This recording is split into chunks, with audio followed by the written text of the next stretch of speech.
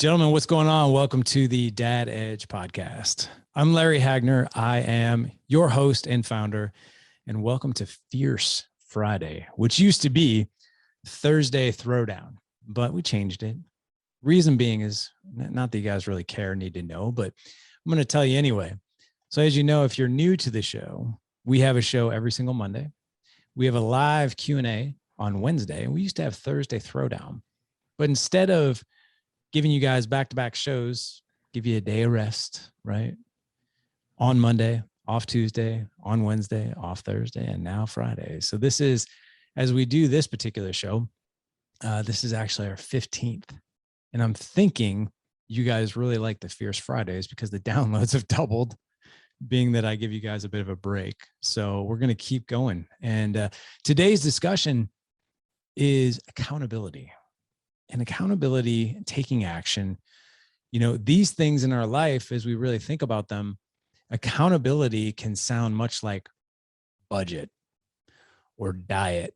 Like what we do is we think about the word accountability, and sometimes we think about it joyfully.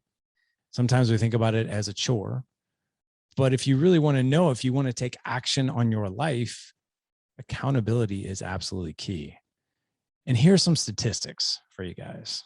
And this is actually, this was actually AFCPE, which I'm not sure what that is. Actually, we're going to scratch that because I don't know what that is.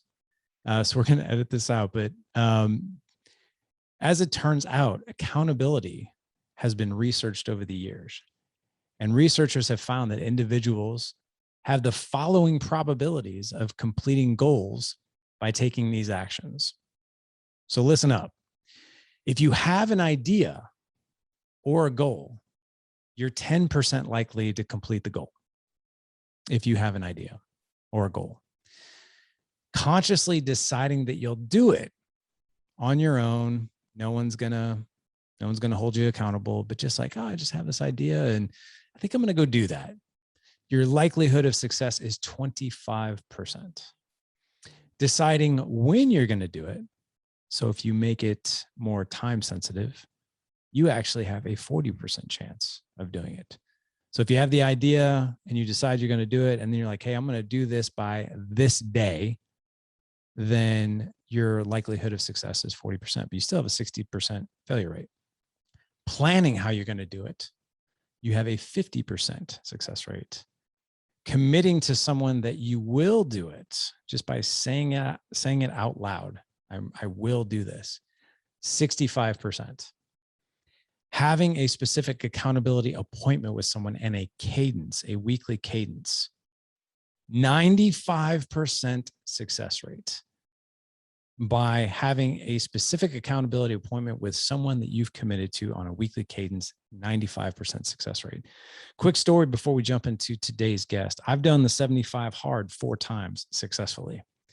I have failed as many times as I've had success with it. I've actually have failed the 75 challenge 4 times. And as I look at these statistics, the missing ingredient on the times where I failed, I didn't have an accountability partner. I did not have an accountability partner, if I can only talk. I was just doing it on my own. I had all the essential ingredients, right? I had the idea that I was going to do it. I consciously decided that I was going to do it. I decided when, hey, this is my start date. This is my end date. How I was going to do it. I lived by those 6 rules every single day. Committing to someone else that I would do it. There were times where I said things out loud. I was like, yeah, I'm doing the 75 hard, but I never had that accountability partner. And I would fail. I failed 4 times. The times I succeeded was when I had an accountability partner that I was in touch with, sometimes daily, actually, that I had to report to somebody that, hey, I achieved all 6 rules today, but at least weekly.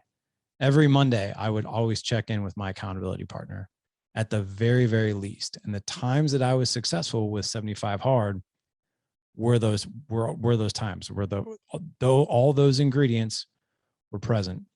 So what we're going to be talking about today is accountability.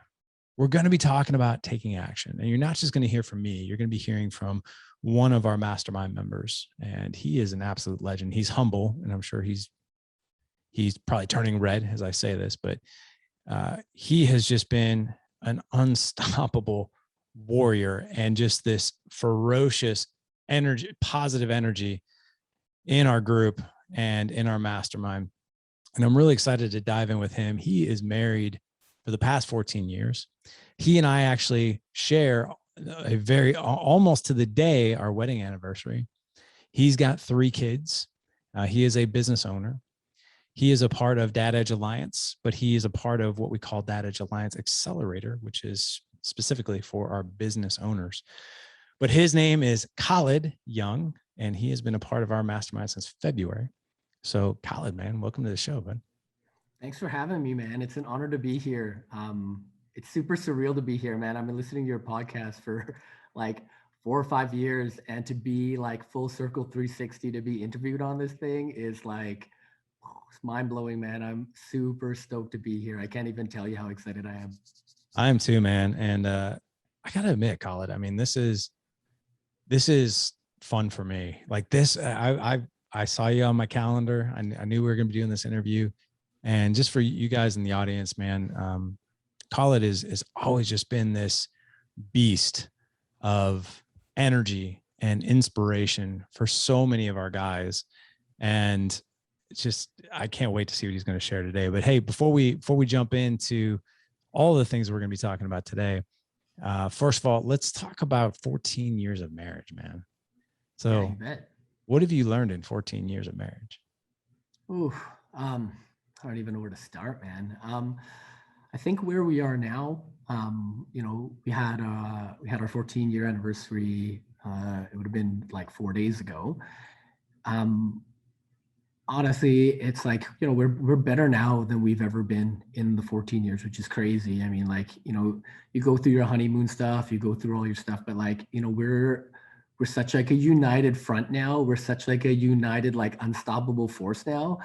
I would say like most areas are better than they've ever been. And this is 14 years later, right? Like, and again, like, don't get me wrong, like, I don't want to sugarcoat it. There's still shit here and there, but all in all, like, it's awesome. It's fantastic. Yeah. My wife is an amazing human being. And I know everybody says that, but like for real, my wife, like she's freaking amazing. Hey man, I mean, listen, we do say that quite a bit, right? That but yeah, it's not all, you and I were joking about this. It's not all sunshine and rainbows. No, it's not. it's just not. I was telling you a story. I mean, and this, even my wife, this has to do with marriage, right? My wife and I literally just came back from a quick 4-day getaway. This is our first one-on-one trip, and I can't remember when, but we had decided, we're like, hey, we can just get out. We can enjoy. We can go kid free. We bring the kids everywhere, man. And we always have. And I had, to be honest, the last day that we were there, I enjoyed the trip. I loved reconnecting with my wife, but man, I really missed the kids. I really, really missed them. And I even told them on a group text that we were on, I was like, I'm homesick. Like I'm really looking forward to coming home. And what happened? What happened was I came home from being on a flight where you're masked up, and you're, everybody's elbow to elbow. People are crabby. It was a Sunday night here, and dude, the airport was crazy. Like I have never seen it so packed. Just to even go get our car, it took us like 40 minutes to get our car. It was crazy. Yeah. I was tired and I just wanted to crash. And I came home and I missed my family. And what did I do? I saw how messy the house was, and I just totally reacted to my 2 older kids. And they were like, wow, welcome home. And my wife was like, hey, why don't you go take a shower and go to bed? And I'm like, oh. And I had all the best of intentions, and I really, really missed them. I was tired. I was hangry. It's like one of those nights that you go to bed and you're just like, shit, man, that is not the way I thought things were going to happen. So yeah, things are not all sunshine and rainbows, but it's like, how do you recover? But the cool thing is like your wife's got your back, right? She's like, yo, Larry, you're like, you look like ass, go shower, right. Go like get out of here and I'll take care of it. And I think that's the thing that like, my wife and I, when you ask about like, how are things like nowadays, like, we're able to kind of like feed off each other. And she's really into this like personal growth stuff too in the last little while. So like, I always think it's like funny. It's like, I look at a lot of things kind of like weight loss, right?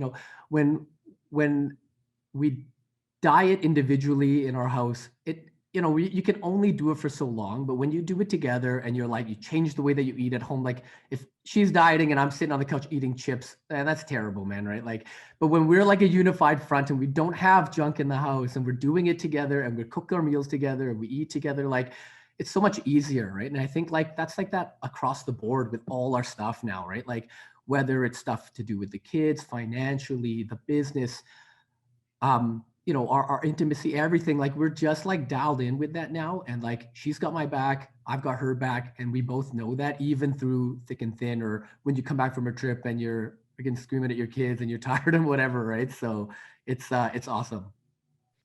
I had a counselor once that told me that if you don't understand why you're maybe reacting the way you are, ask yourself, are you tired or are you hungry?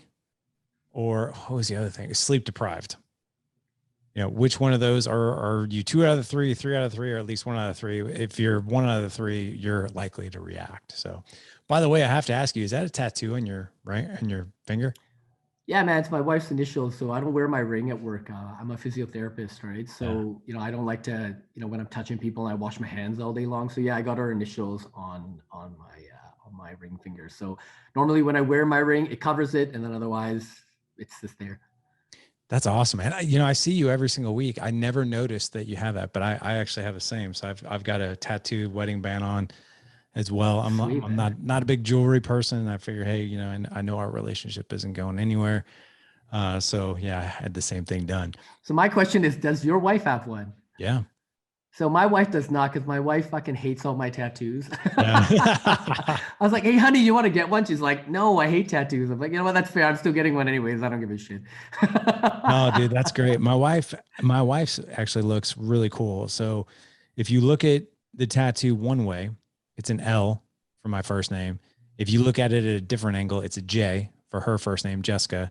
And then if you look at it sideways, it's an H, which is obviously the last letter of the letter of our last name. And so she had hers. Maybe mine's just a ring, but hers is pretty cool. So that's dope, man. Yeah, man. We figure we're not going anywhere, so we're going to do that. But hey, let's dive into taking action. All this, but before we do that, I want to ask you a couple more fun questions.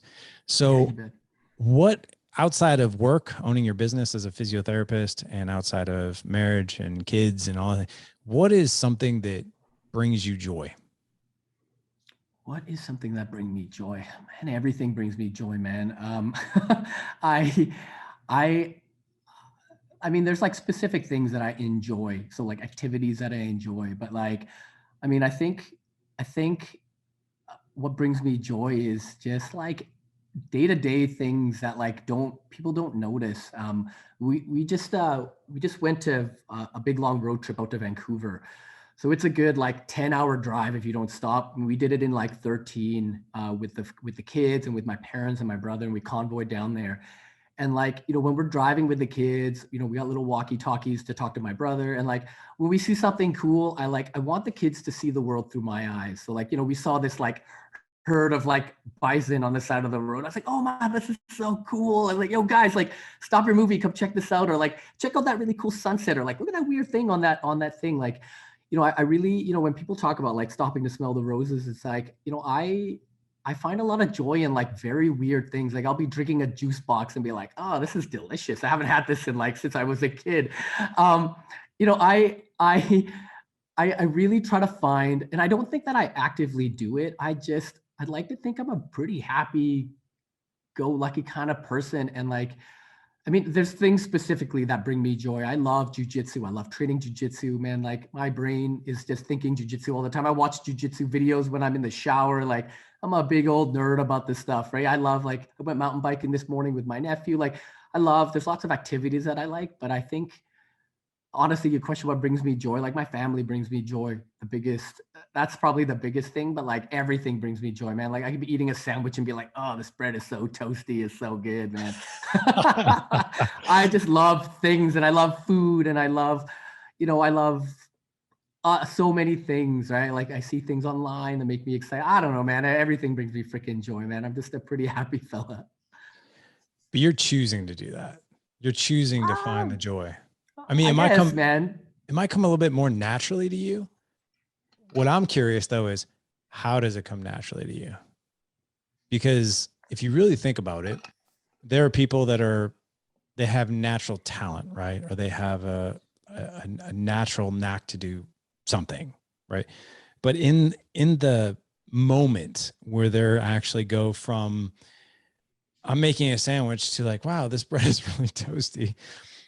You're making a choice to reflect upon something that brings you joy versus reflecting on something that might not. So when I sat down and did like my core values, and I think this leads to what we talked about earlier too, about like, I live my life very, like one of my core values, which is weird. Everybody's got different core values. One of my big ones is like fun first for everything that I do. And I think laughter and like having fun is so important. And I mean, I think that, if you talk to people in my life, I mean, that transcends everything that I do. People at work, the business that I run, and all our team members would probably tell you the same thing, that like, it's a fun place to work because we are fun all the time. We try to find fun things and all, like we can have team meetings and they're a good time, and like, we'll be sitting there laughing and again doing the most boring mundane shit, and then it's still a good time because we find fun out of it, or we're able to joke about it, or be lighthearted about it, right? I can sit and talk to my parents and I'd like to think that they think I'm a good time, right? Like, when I'm talking to my kids, it's just about having fun and like having that lens where you can squeeze fun into all types of things. And again, I don't know that I do it like consciously where I'm like, and sometimes I do when I'm feeling really like low energy and lethargic. It does have to like drag myself to do something, but I think that's where it comes from. My parents are pretty cool too, so we had a pretty awesome childhood. So um, my mom is pretty fun loving. My mom's 72 years old and she's the most badass grandma. She's running around the house with Nerf guns with my kids, and she's tobogganing with them, swinging around the parks with them. She plans cool activities and plays all types of stuff. My mom is like the ultimate badass grandma, right? So my dad is the same. Like, we went on a trip to Mexico and he's in the pool. He's like 7 years old and playing water polo with us with a bunch of kids and like schooling them. And he's like, yeah. Man, I feel like I should have your parents on the show as well. Not They're just you. awesome, man. Yeah. They're gnarly, man. I love my parents. They're phenomenal people. That's cool, man. That is very cool. There's a lot of us out there, not just men, but just human beings, just in general, especially right now with the climate that we're in right now, as far as all the uncertainty, and there's COVID and there's the economy, and then there's a lot of political things going on. I mean, all you have to do is actually, I just had a huge aha moment that I'm going to share with you. I never listened to the news ever, never. And I never listened to talk radio, Fox or CNN, or just because I know the statistics that they've actually have done studies on people who watch the news and levels of stress and anxiety and worry and fear and all that. So I stay away from that. And as I was getting the car from the parking lot and picking up my wife, she was getting her luggage, I was getting the car, I listened to like the first 7 minutes of this talk radio show that like the world was coming to an end type thing. I won't name who it is. It's not important. But my wife and we never ever watch the news, listen to the news. I mean, we're well informed, but I don't really dive into like the craziness of listening to somebody for an hour rant about the end of the world is near, right? We listened to that for the 30-minute drive home. And I almost wonder if like that was the seed that like when I came home, I was pissed. I was stressed. I was like, holy crap, like what's happening right now?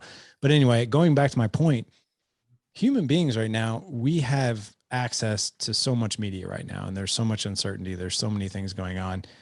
Yet we still have the power of choice.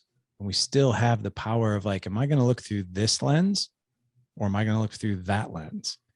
And for you, I don't know if it's just been so habitual, but I would imagine you're teaching your kids just by example.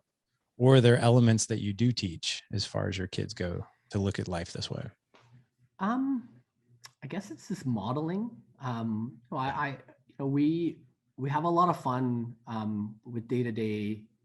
This is another thing that we talk about. We talked about before we hopped on this too, right? It's like there's like opportunities for fun with anything if you make it fun.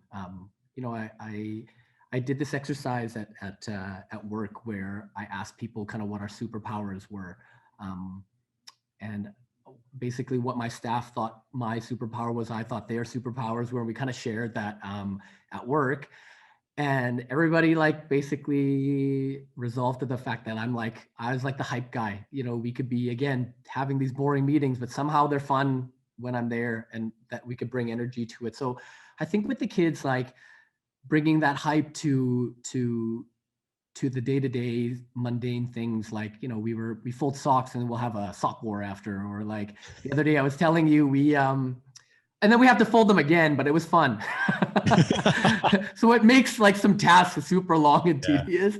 But like, when I forgot something upstairs, and instead of just like telling my oldest boy, yo, let's go get this whatever thing upstairs, we pulled out like finger guns, and then like we turned off the lights and we're like dive rolling around corners. I'm like, I got you covered. And then he like goes and gets there, right? Like, and I think I get this stuff from my mom, because my mom is like very fun loving with the kids and things like that too. But like, again, we could be planting stuff in the back and somehow we make a game out of it, or we do something silly with it, right? And it creates that connection. It's my whole fun first thing, right? Like there's fun things and learning opportunities everywhere along the way. And I think I don't know if that answers your question. No, modeling. I mean, you nailed it right in the very first sentence. I can't remember the statistics off the top of my head. I want to say it's 73%. But then again, 80% of people that quote statistics make them up. But yeah, I usually make them up too, man. Right. But no, I love statistics, and I love to research. And like just when we started this show, I mean, those were statistics that had been researched as far as people actually following through with accountability. I want to say that 73% of the life lessons that our kids learn is through example, not through what we tell them. Right. So it's them watching us. It's watching us live. It's watching us make choices. It's watching how we operate versus how we tell them they should be operating. Right. Because that is truly how they learn. I want to get back to 3 kids and yes, ages again. 10. So Lincoln is 10, Everett is 8, and Mackenzie is 5. So yeah, 3 kids. It's busy. It's busy. Yeah. I mean, I've got 4. I get it. Let's go back 11 years ago. Let's go back 11 years ago before Lincoln was born. And you're sitting at a table having dinner with yourself, you now and you 11 years ago. And you have the opportunity to share some words of wisdom and some advice with what's to come, and maybe some surprises, maybe some things you didn't expect, or just some guidance. What would you tell yourself? What would I tell myself 11 years ago? Probably the first thing is like, take care of your hair. It's going to start falling out, bro.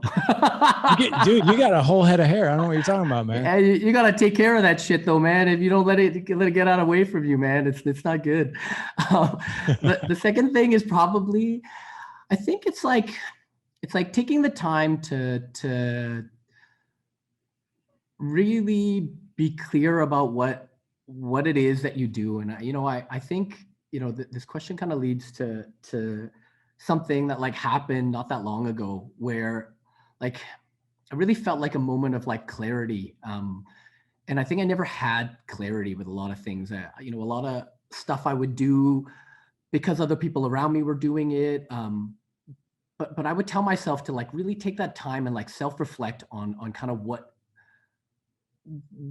my goals were, what my core values were, why I'm doing what I'm doing, right? And this aha moment was like, it's just about being like authentic across the board. And this clarity bit, like, I mean, you go through life where, you go to work and you're kind of one person and like, okay, I'm like leading these people. I need to kind of do this, or I need to do that, or I'm an employee. I need to kind of follow the mold of whatever. Or I'm like, this is what like maybe, my a husband should be like, or a dad should be like, or whatever. And like, I feel like you wear so many hats. And like, I think, lately having more, since I've joined like the accelerator group, I've had a lot more clarity where I can make decisions and I feel at peace with my decision. I don't second guess what I'm doing. And this is across the board, right? I mean, again, with my kids, with my parents at work, with my friends, with my family, just with everything, right? That having that clarity in my marriage, we're able to make these decisions and it's just easier. And it just takes up a lot less mental bandwidth when you're not trying to pretend to be a bunch of different people.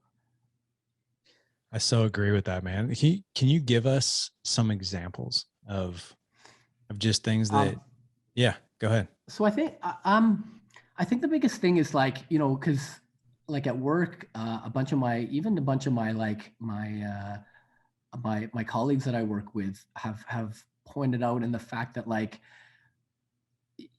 I've been a lot more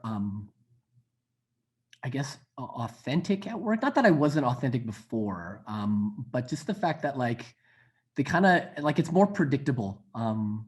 That predictability piece, and even at home too. I think my wife had mentioned before that like, you know, sometimes on the weekends, like they never knew what kind of call it they were going to get. Would they get the "I'm really tired and I'm grumpy, I'm going to Hulk out" call it, or Hulk is out. it like, or is it the super fun loving dad that like would want to do all this stuff with their kids? And like now it's like, when I'm feeling tired, I really try to take that time to either like give myself a moment to kind of get back into that mode.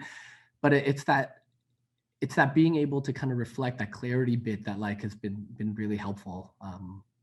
To just, and it takes out a lot of stress and it takes out a lot of that mental bandwidth with like, then you kind of go back and beat yourself up for like a shitty interaction or whatever it is, right? So um yeah, that's I don't know if that's, again, that's the example you're kind of looking for, but it's multifaceted, man. It's been kind of in like different parts of my life where, my wife, my kids, people at work, my parents, like everybody has said like things about how like things are just a lot easier, I guess, or a Yeah. lot more authentic all the way across. So I don't know if easier is the word I'm looking for, but I think what you might be hitting on, you tell me if you think I'm way off base here or if I'm on, one of the 6 basic human needs is certainty, right? yeah. And I remember growing up and there was such a feeling of uncertainty. What type of situation am I going to walk in on tonight?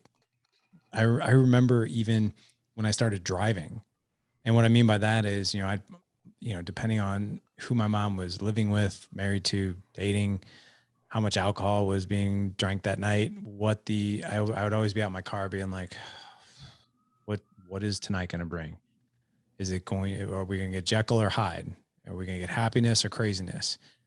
What is it going to be? It's a roll of the dice. So I'm a gambling man. Like, the house is going to win. Right. Right. So what I really think you're hitting on here is certainty and clarity and being able to, when men, I don't buy for a second that men don't like to stop and ask for directions. I think one of the most frustrating things for a man is to feel a bit lost or a Oh, bit unclear or a bit not certain about what to maybe do next when it comes to a decision or how he's going to show up or what he's going to say, things like that. And most of us live with this perception that we need to have it all figured out, no help, no guidance, no clarity, just keep living life, just keep doing your thing, keep your head down, just go. And that does not provide us with exactly what you just said, which is the people around us like, well, which dad am I going to get tonight? mhm. Which husband am I going to get tonight? Which boss am I going to get tonight?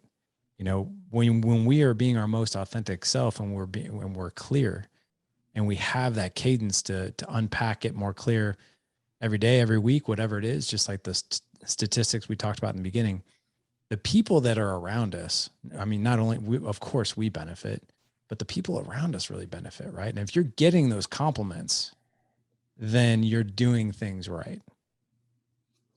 Yeah, I hope so. And it's really nice, like again, to really plug your accelerator group too. But the crazy thing is like, you're saying about like being lost is like, like I spent so many years being lost and like not and talking to other people in the same boat as you is so humbling. And when you during your podcast or during when we have our meets and you share stories like that, it is so powerful to know that like, holy fuck, I'm not the only one that's struggling here, right? Like sometimes you think like, when things are going crazy at home, you're like, am I the only one that's feeling this? Like I must be the only one that's feeling this. And like that feeling is like, it's so daunting and so overwhelming. And when you get into a room with a bunch of other people that are essentially either struggling with the same thing or a little further ahead of you or a little behind you from where you're at, you're like, oh, it's almost like a breath of fresh air, this giant weight that's lifted off your chest. And that's that clarity piece where you're like, oh, thank God, like this is clear. I'm not the only person that's struggling with this. Because a lot of times I feel like, I don't want to speak for other people, but for me at least, like I feel like this lone wolf mentality. I'm not gonna tell my wife about it. She'll think I'm a bitch or like, I don't want to like, it's like, it's that kind of stuff, right? Like so you bottle it up inside, right? So I think like having like that tribe mentality, it's big. Yeah, I think what you're talking about too is the imposter syndrome, right? It's Yeah. and so the way we've referred to it in the past is when you feel like you're the only one going through whatever it is you're going through, and then you just need to shut up, put your head down and figure it out. That's like we call that the 50-pound rucksack. The 50-pound rucksack, just that feeling alone is overwhelming. And it's very hard to be solution based when you're focusing on like how crappy that feeling feels, right? And then you isolate and then you're like, you start saying really poor things to yourself, like, man, I must be weak. I'm not up for this. Like, I'm not a great father. I'm not a great husband. Like, who am I? All these things. That's the 50-pound rucksack. When you get around a group of like-minded individuals and exactly like what you said, you're like, wow, I'm not the only one that feels this way. You take that rucksack off and you're just like, whew, all right, wait a second.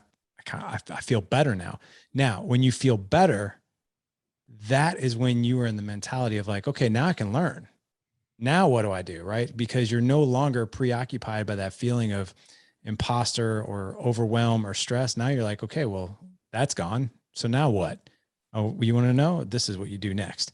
And I think that's what you're talking about. Very much so. And, like I was saying before, I've listened to your podcast for so many years, right? But like, I don't think I was ever able to create that lasting change. You'd hear a concept that's so cool. And I think you called it like content zombie. You listen to Yeah. all this shit every week. There's so many things. You're like, man, that guy's got it dialed in. This guy's got it dialed in. Man, if I take a little from here, a little from there, man, I figure this out on my own. Right. And like, again, it's like right back to that weight loss thing, right? Like if you gave anybody a piece of paper, everybody knows what they need to do. But how many Yeah. people can execute on that consistently, right? Like everybody knows I need to eat better. I need to exercise more. It's pretty basic, man. It's really what Right. it boils down to. And like, even like how can I change my life and like have better relationships? Oh, I need to be more intentional. I need to spend more quality time together. I need to balance this. But like when it boils down to it, like being able to create lasting change is very different than just knowing the concepts to what to do, right? So Yeah. yeah, it's been a big change. I'm happy to hear that, man. I mean, let's talk about lasting change for a second. So when you think about, you just celebrated your anniversary, I just celebrated mine. And when you think Mhm. about even the next year, you'll be this time next year, it'll be 15 years for you and your wife. Your oldest will be 11, Yeah. then 8, and then 6, right? Got those right? 9 and 6, yeah. 9 and 6. Okay. Yeah. So what are you most excited about for the future as far as if you and I were having a conversation 12 months from today, what good things would you be telling me that have happened?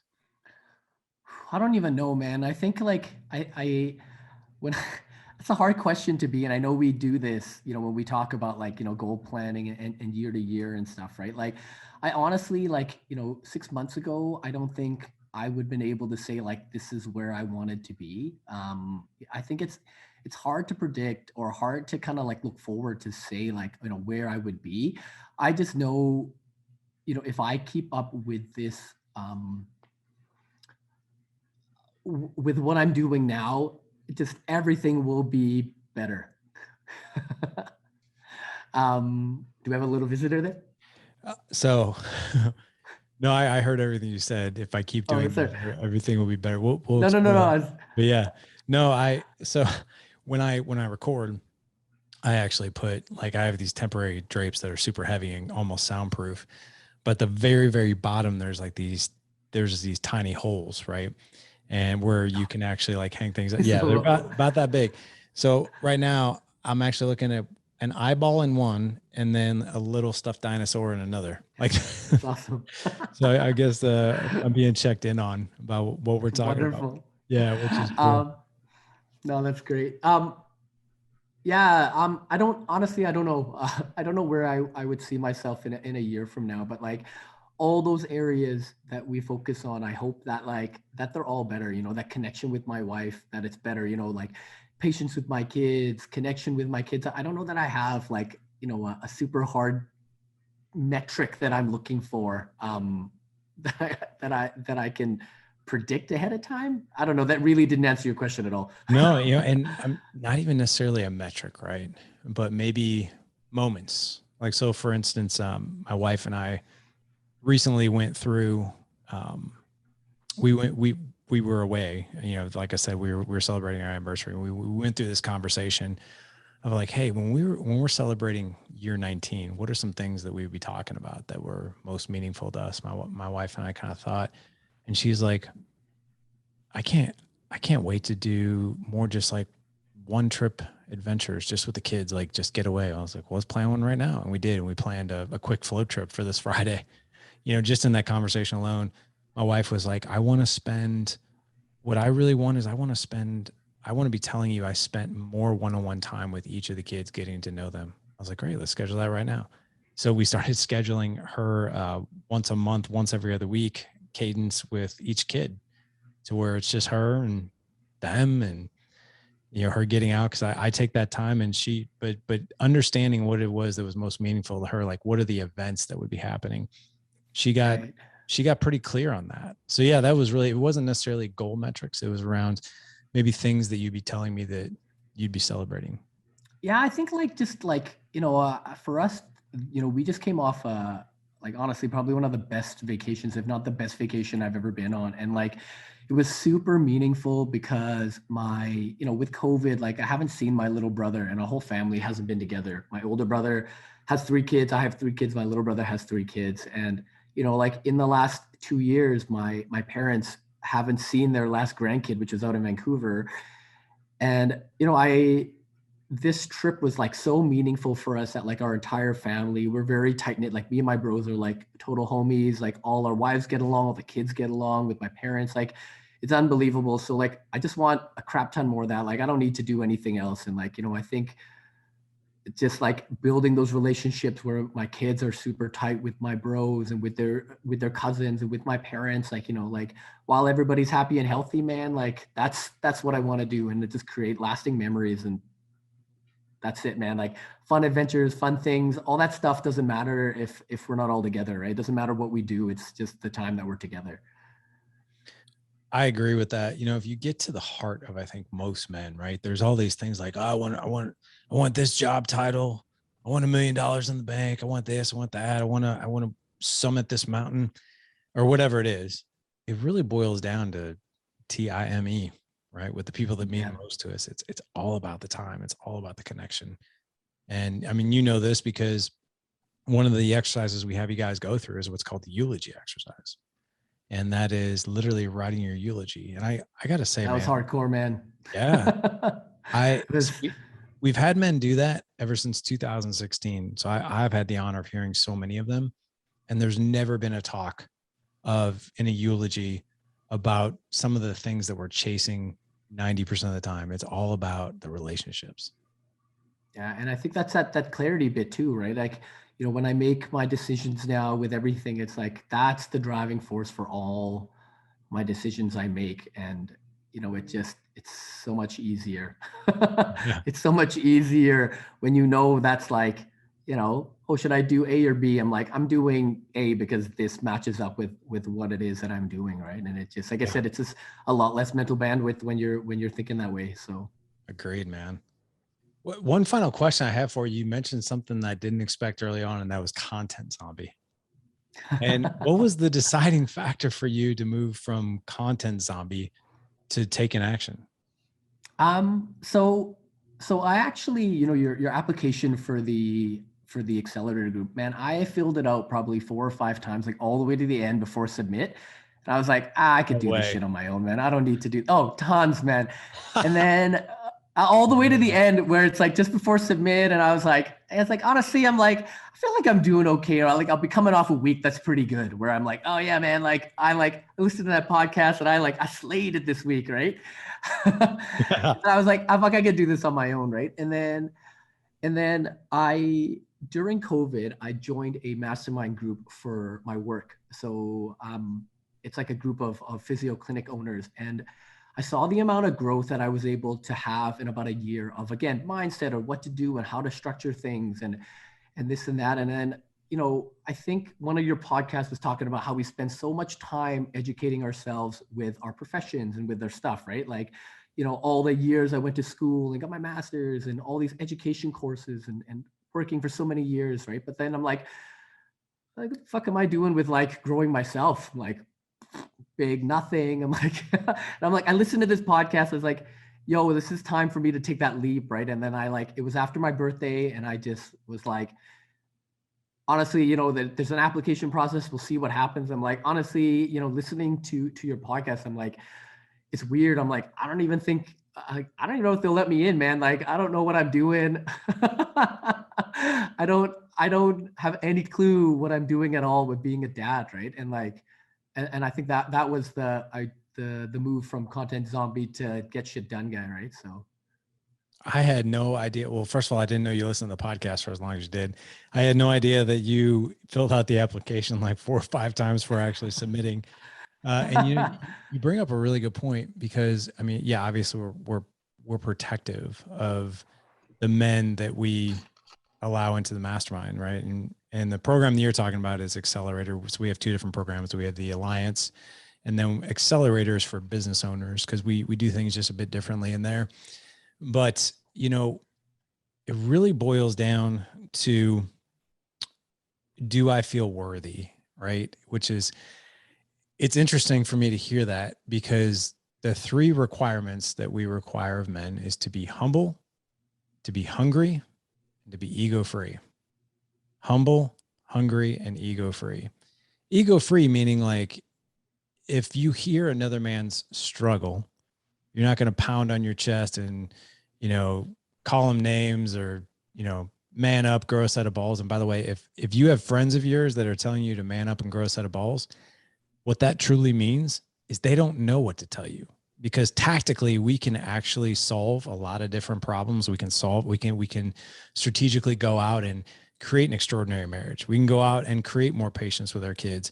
And there are tactics and there are skills around that. But if you're hearing man up, grow a set of balls, it truly means that the person who's sitting across from you or shoulder to shoulder with you, they truly don't know what to do either. So yeah, we require men to be humble, hungry, because not all men are hungry. Some men are just content being uncomfortable. I'll say comfortable, but uncomfortable. But those are the 3 things. And I got to tell you, I mean, it's having men like you in the group to where you take action, you inspire, but you're also, man, you're so eager to learn. That is the type of man that does very, very well.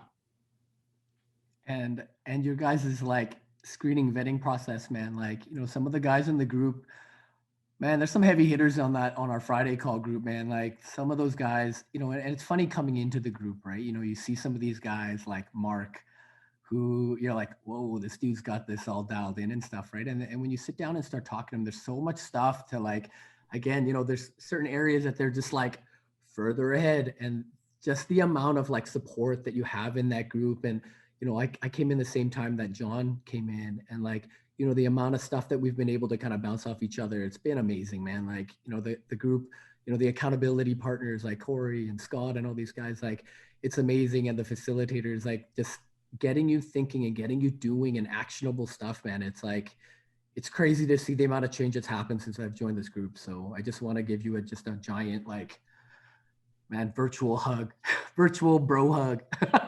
Well, man, I'll see you. I'll see you in October, baby. October, man. Yeah, Yeah, Dad. man. No virtual bro hugs there. It's gonna be all bring it in for the real thing. That's what it's gonna be about, man. Well, call it, man. I have thoroughly enjoyed this. Before we head out of here, though, if you were to, I'm gonna ask you one more question. Let's put you in a situation where it's 30 years from now.